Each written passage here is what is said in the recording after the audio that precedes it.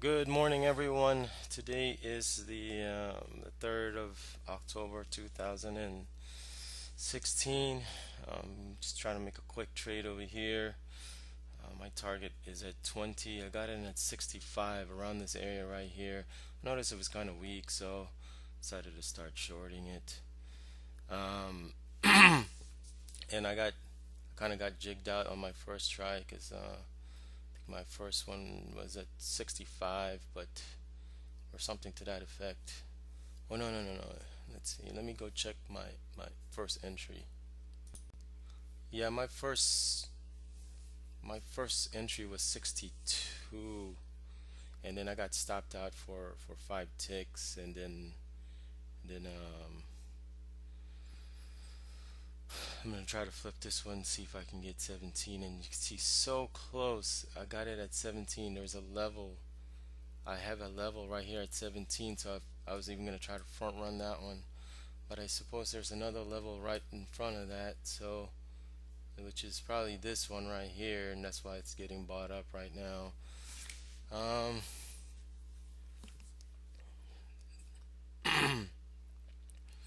we'll see. At this point, it'll be foolish to take a loss. It's been down so much, so if anything, I'll just take 5 ticks. It'll break me even. Yeah, so it's way out here. I was really hoping that this thing would work, but I think this one might rally to 50 again, and see, it's getting bought up right now, so I might even have to flatten this one if it doesn't slide down right now.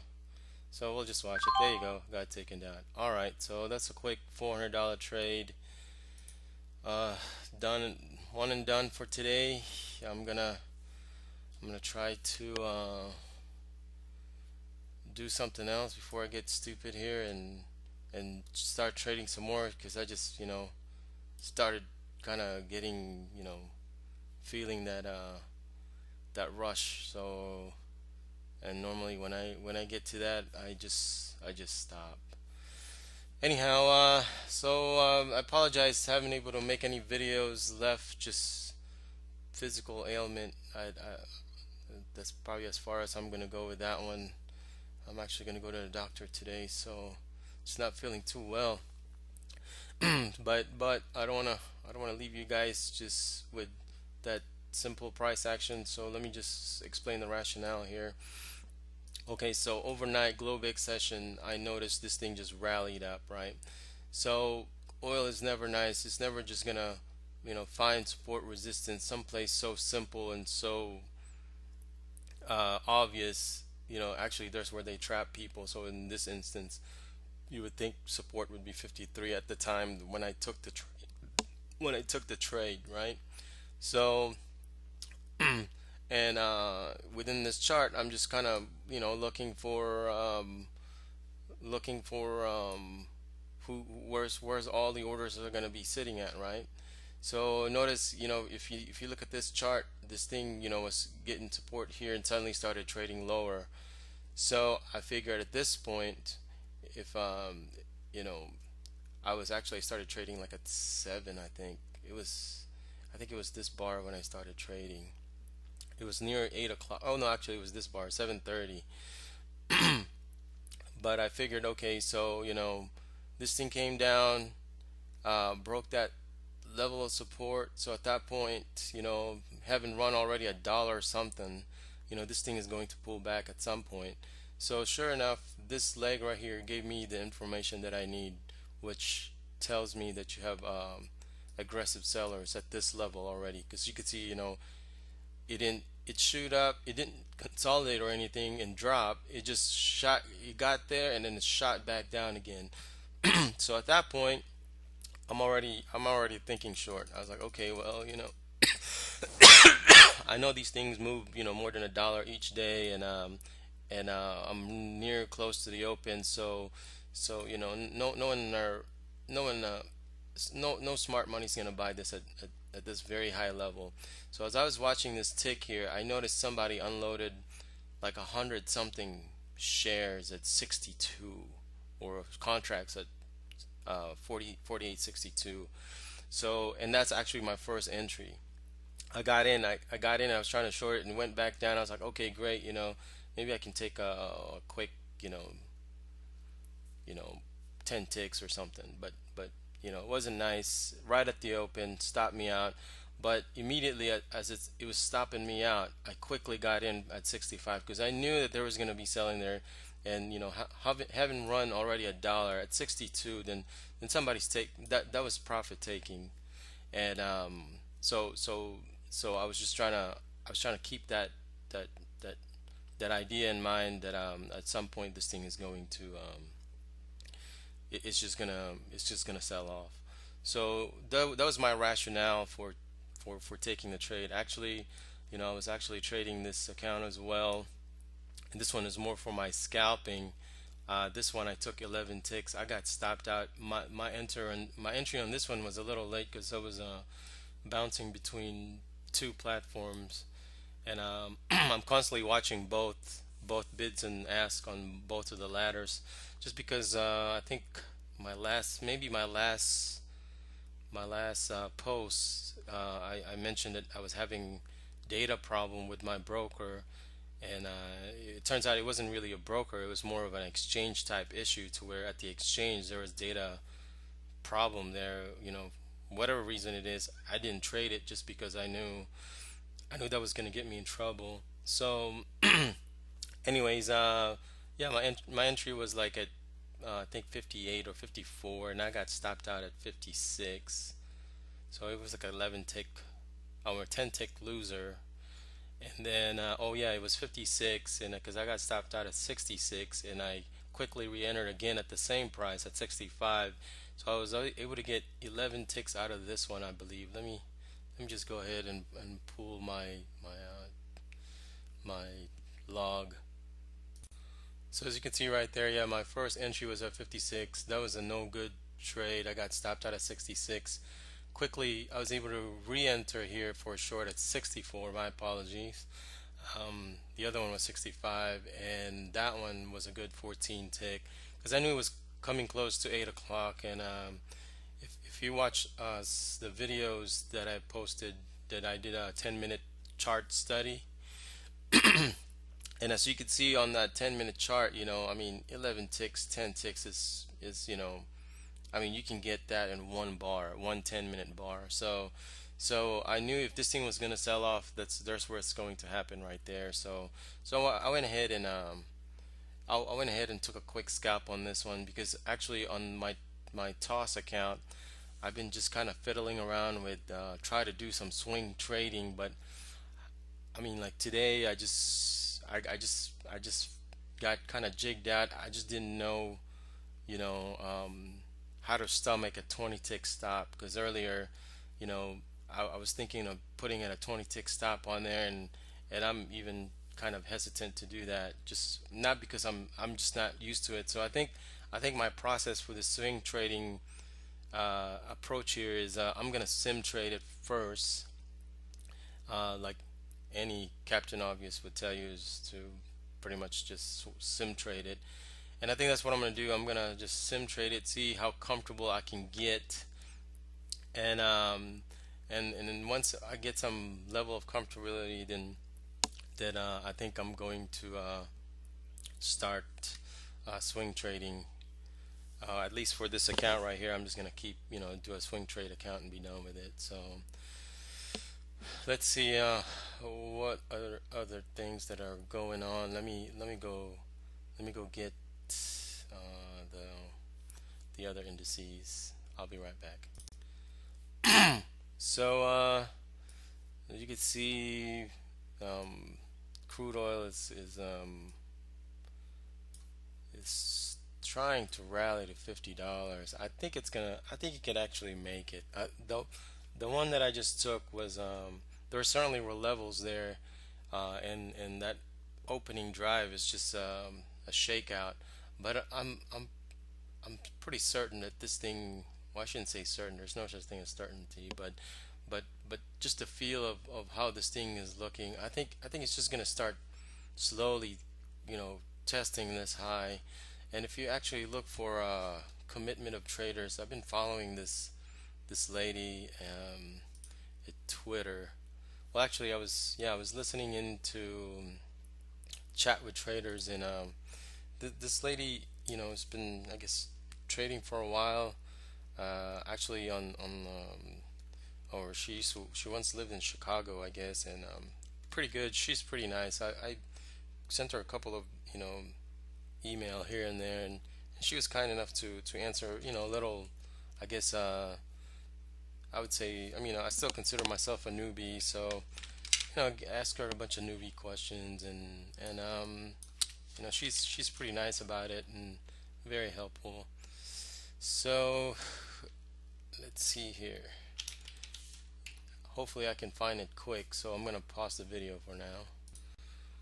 So here it is. If you Google search commitment of traders, it'll take you to this CFTC.gov, and I find this somewhat interesting, and this might kind of shine some light on who's buying, who's selling.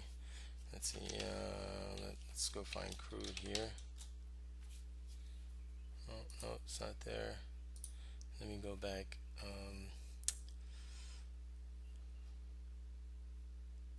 Let's try this one. I'll be back. Let me go try to find it. Sorry about that. So it took some digging. So this one is from, the data is a little lagging. It's from September 20th. But if you could look at some of these, I think this is the one I'm looking at. Here we go. Yeah, okay. So the crude oil light sweet, New York, gives you the positions for the producer, the merchants, and then the swap dealers column. And this one's our managed money. I'm assuming that's probably your hedge funds and the people who just call in brokers to put in positions, and other reportables, and et cetera, et cetera. So I was following this lady, and she kind of pointed this out, and I mean, I'm not perfect. I'm still trying to kind of digest of what this really means, but it kind of tells you, how much are longs, how much are shorts in the long, or long and short, from this date.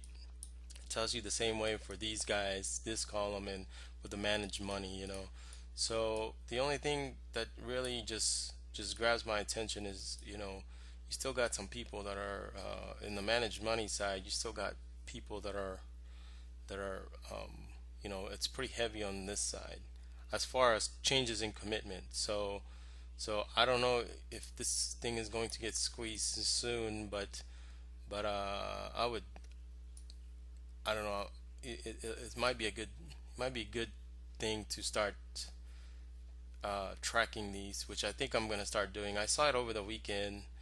Well, no, actually, about 2 weekends ago, I think is when I saw it, um, and it caught my attention because you can kind of gauge the market direction. If you have imbalances in the market, I mean, all of these are basically your big participant. So my job and your job as the newbie, or the retail trader, is to follow where the big footprint is going. So if you can follow that, then your chances, I think, in my mind, would increase, just because if you're trying to mimic what big money is doing, then you could also, you can certainly, they're the one who sets the floor and the ceiling for the market. So I thought that's a little bit interesting.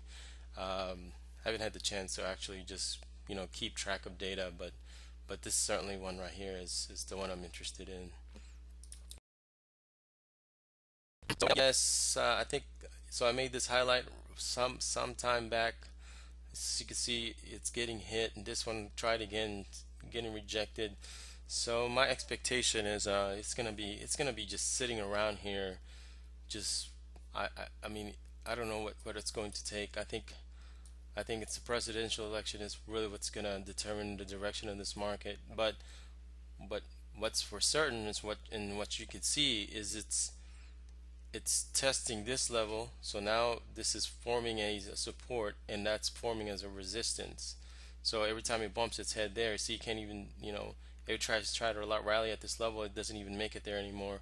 So today, my guess is, I mean, you got this level right here.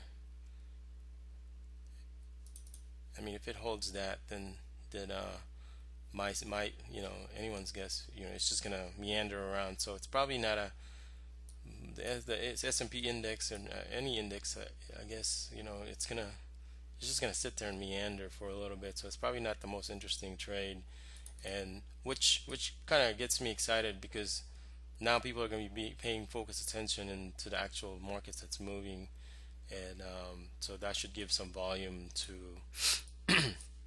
crude. Um, as far as the dollar, I always watch this as soon as I log in.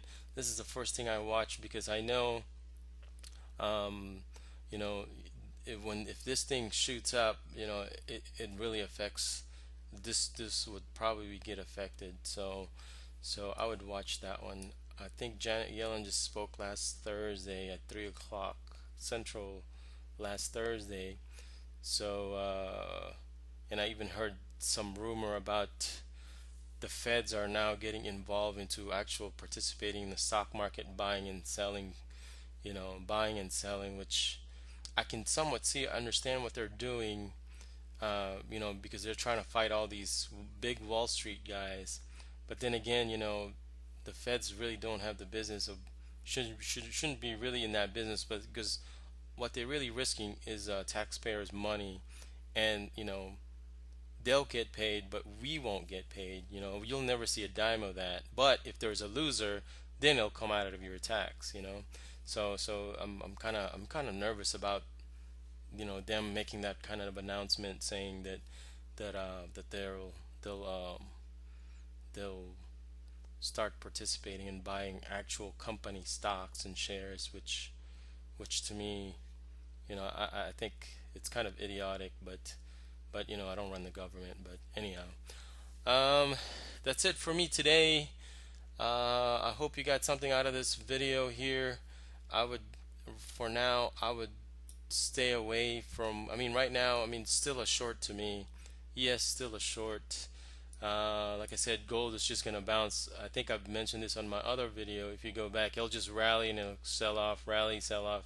And at some point, this thing is, I mean, I wouldn't even, so this one has been used up so many times. I wouldn't even, I wouldn't even try to buy there. I mean, even if this thing rallies, then I won't even look to buy here. I mean, the levels now, gold trends pretty good. So when they trend, it trends pretty good. So yeah, the next level of test would probably here, but that's so obvious. So I think maybe around this level where this gray box is where it's going to go. Anyways, so I hope I put enough information for you, and I hope it's educational. At least, like I said, anything that could help you out. Turn on that light switch. So hopefully, at least my goal. That's just my goal for me. Um, with helping out. So until the next video, you guys have a good one. Good. Hopefully, you guys have good trading. Until then, see you on the next video. Take care.